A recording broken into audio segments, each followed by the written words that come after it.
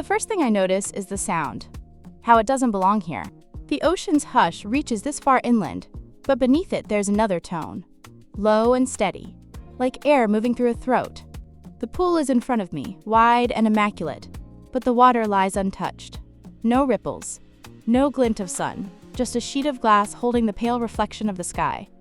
I'm standing at the edge, my suitcase still in hand. He is on the far side, half in shadow, his posture the kind you can't learn. It's bred from ownership. The distance between us is too symmetrical, as if the pool is the only thing keeping the air breathable. A single leaf drifts near the middle. It spins slowly, but the water doesn't move. I feel the weight of my phone in my pocket, heavier than the suitcase. I don't take it out. His gaze fixes on me just long enough to pull my shoulders straighter before he turns toward the house. NNTHE terrace tiles are pale stone, each one cool against my soles, even through the leather of my shoes. He walks ahead, the arc of his movement precise, as though the air adjusts for him. The house's facade is glass and concrete, the kind that looks both new and ancient. My reflection in the sliding doors is fractured by the frame lines, like a photograph torn and taped back together. NNHE doesn't hold the door. It slides open on its own, a soft mechanized sigh, and the air inside is cooler, dense with the faint trace of citrus and something metallic. The kind of scent you remember without recognizing. NNTHE entrance hall is long, lit only from above by a narrow skylight. The light is sharp, cutting the space into bright and shadowed bands. On the right wall hangs a large black and white photograph of the pool, the same pool outside, but the surface here is darker, opaque. The frame hangs slightly crooked. The detail draws my eyes more than the image itself. NNHE pauses near the photograph, just enough for me to register that the frame's angle doesn't bother him. Or maybe it's intentional. NNMY suitcase's wheels hum against the polished concrete as I follow. Each sound feels amplified, each step echoed back from somewhere I can't see. NNWE pass an open living space. White walls, low furniture, glass that runs from floor to ceiling. No curtains. The ocean glints in the distance, a horizontal strip of light. I think about how it must look from the outside at night. The interior exposed like an aquarium. Anyone inside on display. NNHE doesn't speak, and I don't ask questions. His presence works like gravity. It pulls, it dictates speed. I'm already aware of the places where my skin is warmer, where the fabric of my dress clings because of it. On a side table, there's a glass dome covering a small object. As we pass, I catch it. A key, its metal dulled, set on a square of pale fabric. A faint stain spreads across the fabric, like something once wet. I slow my pace a fraction, but he doesn't stop. The dome reflects both of us for a moment. My shape smaller. Blurred NNTHE corridor narrows. Shadows deepen. Ahead, the light shifts. Less natural now, more deliberate. We pass a closed door on the left. Its handle is polished, but the paint around the frame is chipped, showing the wood beneath. My peripheral vision catches the slightest tremor of the door, as if it adjusted to our passing. NNHE turns right, into a space that widens unexpectedly. The ceiling drops lower, the walls closer, but the window on the far side stretches across the width of the room. Outside, the pool again. Same angle as before, but closer now, and from here I can see the deep end, darker than the rest. A single chair sits near the window. It's angled away from the pool, facing inward toward the room, like a seat reserved for someone who watches others swim. NHE stops there, placing his hand on the chair's backrest. I notice his other hand, loose, but the fingers flex once, a small movement that reads almost like a signal. I set my suitcase against the wall. The sound it makes is too loud, snapping against the quiet. NNFOR moment. Neither of us moves. I take in the room's details. The reflection of the water shifting faintly against the ceiling. The way the light bends on the glass between us and outside. The absence of any personal clutter, as though this space exists outside of living NNTHE leaf in the pool, is still there. Or maybe it's another one, impossible to tell from here. NNHE steps back, giving me the full line of sight to the window. My own reflection meets me there, faint against the brightness outside. His appears just over my shoulder, larger, darker. The two shapes overlap for a second before he turns and heads for the next doorway. Then I follow, but I glance back once, at the chair, at the pool, at the motionless leaf. It feels like leaving something behind that hasn't yet happened. The next corridor feels older, though everything here claims newness. The air is warmer, a shade heavier. The walls tighten around us, lined with doors, each one closed, their hinges concealed. They have no visible locks, but they carry the kind of weight you feel through the soles of your feet. NNHI's pace slows, not in hesitation, but as though he expects the air to do some of the work. My shoulder brushes the wall once. The surface is smoother than expected, almost warm. NNWE pass a door where the paint along the frame is faintly blistered, as if from heat once contained. He notices me noticing, though his eyes don't shift toward it. The corners of his mouth tilt the slightest degree, neither amusement nor warning. A shadow passes along the gap at the bottom of that same door, but the light inside doesn't change. The sensation is not of someone moving, but of something adjusting position. NNTHE hallway opens into a narrower space, a transition without decoration. On the left, a single door stands ajar. The sliver of darkness inside is absolute. No gradient, just black. NNHE gestures toward it, with a motion so slight it could be mistaken for adjusting his cuff. I step inside first. NNTHE room is circular. Walls painted in matte, almost velvet black, the kind that eats light. In the center, a single low table holds a glass bowl filled with something. One can't identify at first. A scatter of shells, bone white, each with a spiral hole at the top. NNTHE ceiling dips slightly, closer than the hallways. Along the curve of the wall, just where it meets the floor, runs a narrow vent. Air moves through it in a constant hush, steady as breathing. When I exhale, I can hear it mingle with the sound in the vent. It gives the impression of voices just out of reach, layered, indistinct. NNHE remains by the door, one hand on the frame. The light from the hallway slices across his shoulder, catching in the fabric. I realize the fabric is heavier than it looks, the kind that could withstand weather. And then I circle the table once. Each shell has its own pattern, but the holes are precise, almost machined. My fingertip traces the rim of one and comes away faintly damp. When I glance up, he's watching, not my face, but the movement of my hand. NNTHE whisper from the vent shifts, not louder, but altered, as if the source has leaned closer, and a small object rests near the bowl, partially obscured by the shells. A ring, thin, tarnished, its stone missing. The metal is darkened in one spot, the shape of a thumb's pressure. Not I don't touch it. Not instead, I let my eyes move around the curve of the wall, where faint markings are visible under the paint, shapes that catch the light differently. Not letters, more like the remnants of something once pressed hard against the surface. He steps inside now, his presence changing the temperature.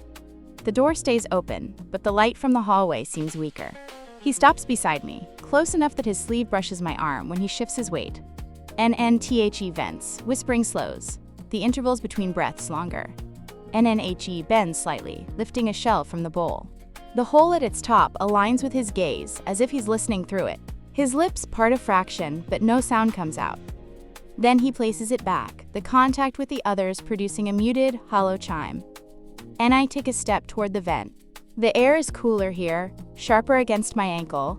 There's the faintest scent of salt, layered over something metallic. And the flicker passes in the reflection on the glass of the bowl. Not in the room, but as though someone crossed behind me. Then when I turn, there's only him, watching, his stance unreadable.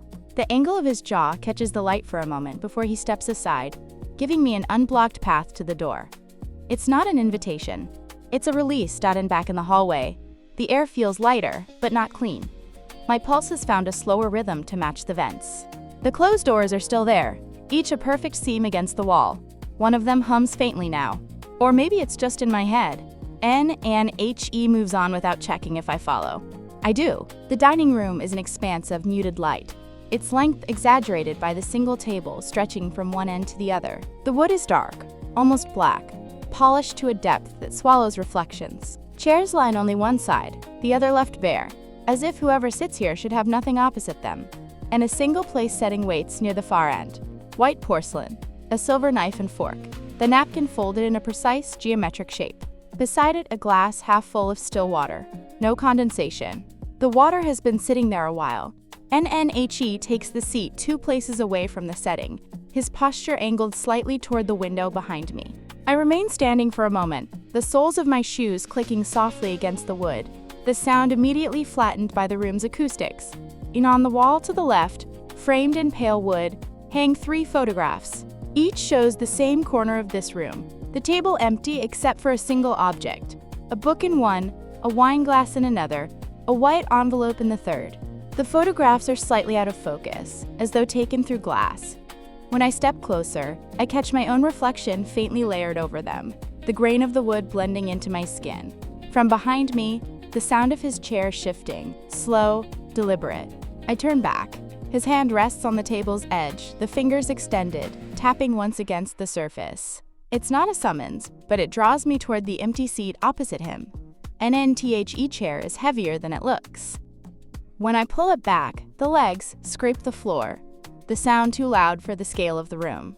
I sit. NNTHE light above us comes from a single fixture, an elongated oval of frosted glass suspended low, casting a diffused glow across the table. It makes the water in the glass beside the place setting look denser, as if it could hold its shape without the glass at all. NNHE doesn't touch anything in front of him.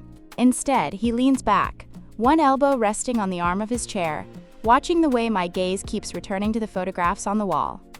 And, on the far end of the table, near the edge, there's a small pile of objects, a pen with a cracked cap, a folded scrap of paper, a woman's watch with a thin leather strap. The watch's face is turned inward, hiding the time, and I look back at him. His eyes drop briefly to the watch, then back to mine, the shift so slight it feels like a private signal. An NTHE scrap of paper is creased in quarters. The folds are worn, the kind that come from being opened and closed repeatedly. Without touching it, I can see faint ink bleeding through one side. NNHE reaches toward the water glass, not to drink, but to rotate it slowly in place. The surface of the water shivers, a distortion that bends the shape of the silver fork beside it. NNTHE hum in the room changes, as though a door has opened somewhere beyond our line of sight. It's not loud, but it's enough to still my breath for a moment. NNHE stops turning the glass. The water steadies. I notice now that the table has a thin groove running along its edge. The groove is darker than the rest of the wood, as if something once ran along it, leaving a trace. NNTHE thought is interrupted by movement at the doorway, a figure passing quickly, too far to see clearly. The shape is small, the height wrong for him, but by the time I shift in my chair, the doorway is empty again. NNHI's gaze hasn't moved. He's waiting for me to return my attention to the table. I do. The watch lies close enough that if I reached out, I could take it. I don't. My hands stay folded in my lap, fingertips pressed lightly together. NNTHE fixture above hums faintly, a vibration that settles into the bones of the table. The glass of water trembles again, though neither of us has touched it. NNHE pushes his chair back without sound, stands, and walks the length of the table. His hand trails along the bare edge where no chairs are placed. At the far end, he stops beside the pile of objects, looking down at them as if expecting them to rearrange themselves. NHE doesn't pick anything up. And when he turns back, the light catches the side of his face, and for a moment, the window's reflection cuts across his features like a fracture. He holds my gaze just long enough to make the air between us heavier, then steps past me toward the next doorway. And I stay seated a beat too long, watching the water glass, the fork, the watch. I can't tell if the glass is still trembling, or if my eyes are inventing it. NNTHE scrape of my chair against the floor follows me out of the room. The corridor beyond the dining room narrows, the ceiling lowering by an almost imperceptible degree. The air changes, cooler now, edged with something that could be chlorine or the memory of it. The walls here are lined with mirrors, each panel stretching from floor to ceiling, framed in black metal so thin it's almost invisible. As I walk, my reflection follows on both sides, but the angles are wrong. One arm moving a fraction slower, a shoulder dipping before I do. In one panel, his reflection isn't beside mine, though I can hear his footsteps just behind me. NNTHE sound is softened by the carpet, a deep charcoal strip that runs the length of the hall. Near the midpoint, a faint ripple distorts one mirror's surface, like heat rising off asphalt. I pause, but the glass stills before I can be sure. NNHE passes me, the scent of his cologne faint but persistent. He doesn't look at the mirrors. An NTHE corridor ends in a set of glass doors, heavy enough that the air pressure changes as he pushes one open. The space beyond is dark, except for the faint glow at its center. A pool, rectangular, the water so still it could be mistaken for polished stone. Small lights under the surface illuminate it from below, the color shifting between muted teal and deep green.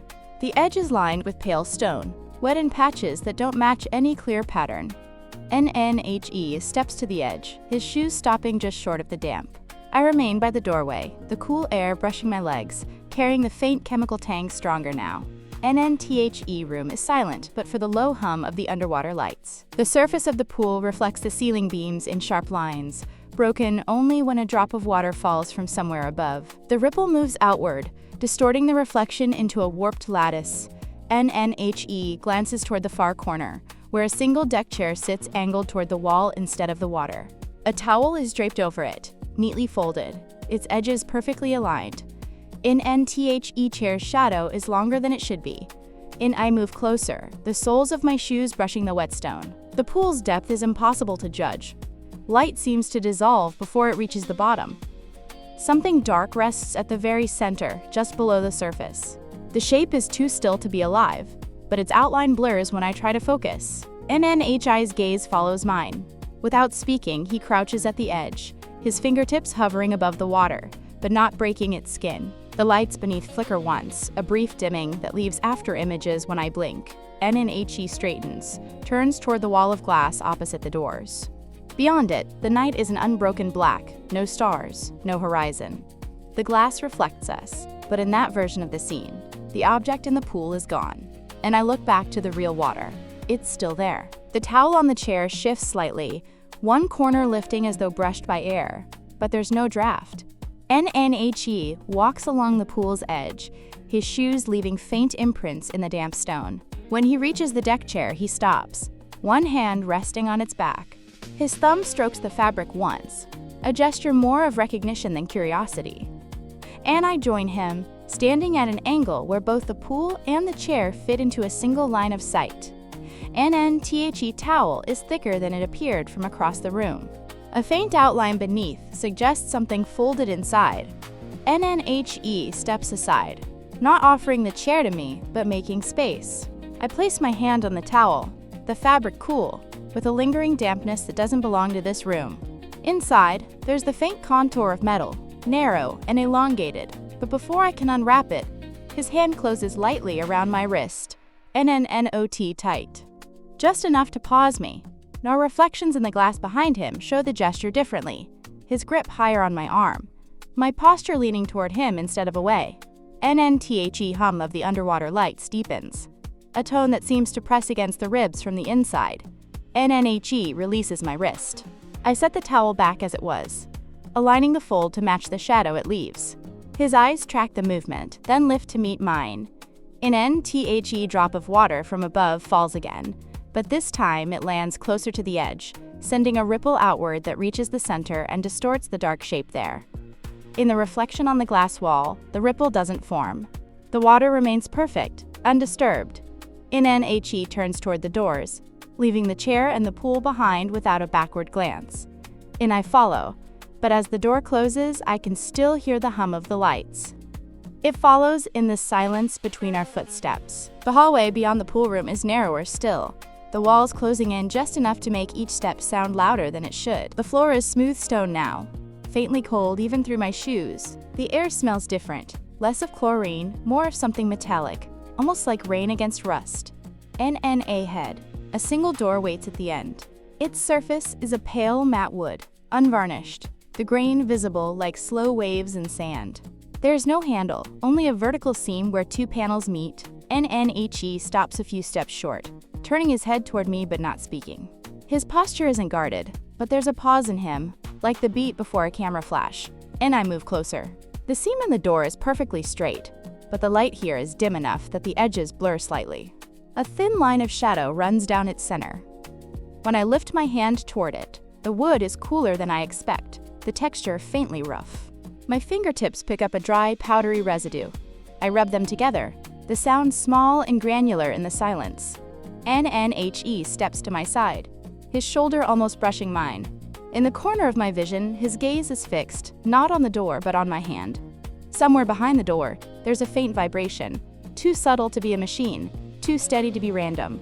I feel it more in my bones than my ears. NNHE places his palm flat against the seam. The vibration pauses. We both wait, but it doesn't return. Slowly, he removes his hand, leaving no mark. From this close, I notice the wood smells faintly of salt. Not the air here, not the pool. Salt, as if from dried seawater long absorbed. NNTHE light above us flickers once, the shadows shifting briefly along the wall. The flicker doesn't repeat. Now I press lightly against the seam. The door doesn't move. It's not locked. It's held, as if by weight from the other side. NNHE watches without moving to help, his hands loose at his sides. There's a calm in him that doesn't match the stillness of the air. NNTHE idea of forcing it doesn't come. Instead, I step back. The shadow in the seam deepens for an instant, though the lighting hasn't changed. NNWE leave the door closed. The corridor bends slightly to the right, opening into a space I haven't seen yet. Narrow windows lining one wall. Their glass tinted enough that the outside remains unreadable. A low bench runs beneath them, its surface scattered with objects. A small ceramic bowl, a length of ribbon, a pair of sunglasses with one lens missing, an eye sit. The bench is warm, as if someone left it moments ago. The ribbon is deep green, frayed at one end, the fabric catching slightly against my skin when I run it between my fingers.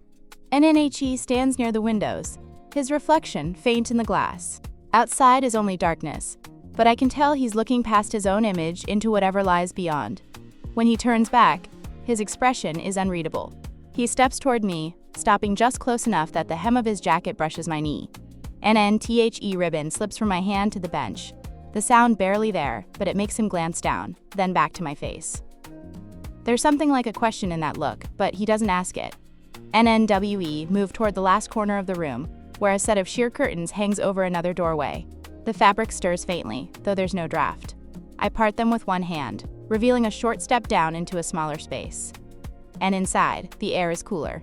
The walls are closer, the light almost non-existent except for a soft glow along the floor. At the center stands a small table, covered in a linen cloth.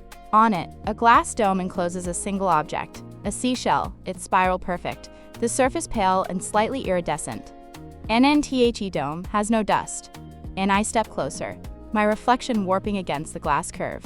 The shell inside is smaller than my palm, but the spiral feels infinite. I want to lift the dome, to touch it, to feel the weight of it in my hand, but I don't.